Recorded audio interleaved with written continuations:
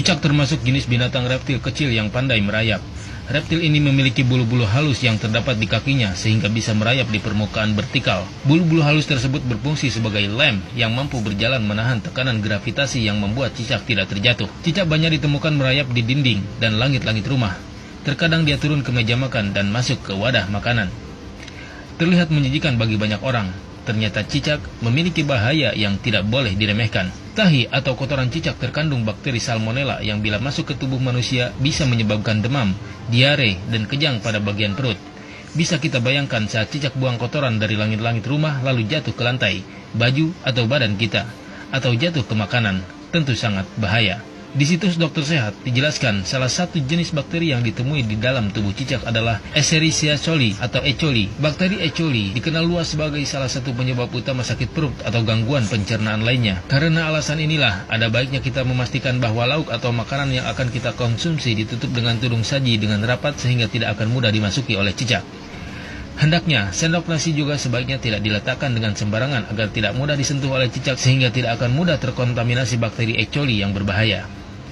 Sejumlah ulama menerangkan bahwa cicak memiliki racun cukup berbahaya, lebih-lebih jika dia menjelati makanan dan minuman, lalu memuntahkan racunnya padanya. Maka cicak disifati sebagai hewan perusak makanan dan menimbulkan bahaya. Karenanya, cicak disifati sebagai binatang pengganggu dan berbahaya seperti tikus, ular, dan kalajengking. Cicak masuk pada ujian madarat di samping ujian keimanan. Ya, ada madarat. Bukankah ketika cicak datang menandakan bahwa banyak kotoran yang ada di situ? Ada bakteri E. coli yang dia bawa. Ada kotoran-kotoran yang ada di sekitarnya. Yang dimakannya pun yang kotor juga. Apa makanan cicak? Nyamuk.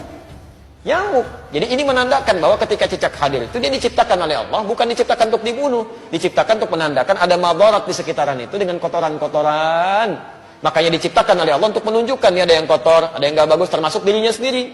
Maka Nabi menyampaikan riwayat Sa'ad bin Abi Waqqas, ya, qala anna Nabiy sallallahu alaihi wasallam, bahwa Nabi sallallahu alaihi wasallam amara qatlal waza', memerintahkan untuk membunuh cicak.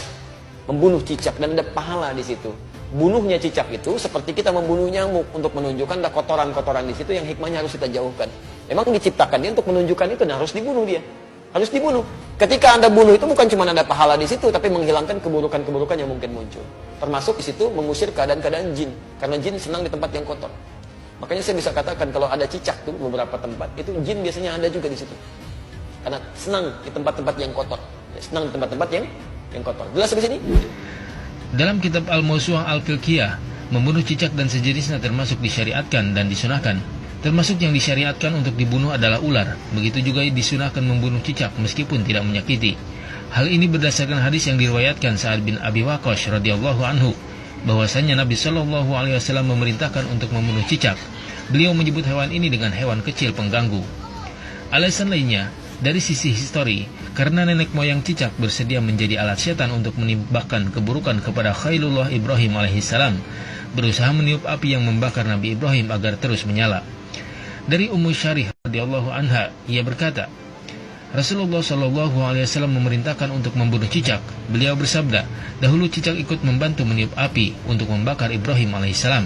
Hadis riwayat Al-Bukhari nomor 3359. Wasamma bi fuwaisiqa, dan Nabi menyebutnya dengan hewan fasik kecil. Hewan fasik kecil. Selain membawa kotoran, dia pernah juga meniup-niup api yang sedang membakar Nabi Ibrahim supaya semakin menyala. Ya, diharapkan menjadi dingin dan teduh, ini malah ditiup-tiup oleh hewan ini. Makanya ketika Anda membunuhnya, bukan cuma menghilangkan kotoran, tapi plus ada pahala di situ. Pahalanya di situ dengan sekali pukul ada 100 kebaikan, ya kan? Berdasarkan hadis riwayat Al-Bukhari dari Ummu Syuraik nomor hadis 3359. Dan terbunuhnya cicak itu menghadirkan bagusnya kebaikan-kebaikan dengan menghilangkan kotoran yang ada di dalamnya.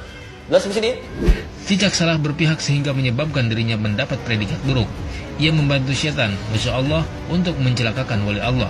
Tentunya di samping itu, cicak binatang pengganggu dan menyimpan bahaya bagi manusia. UAS sudah mengambil sikap dan keberpihakan dengan terbuka.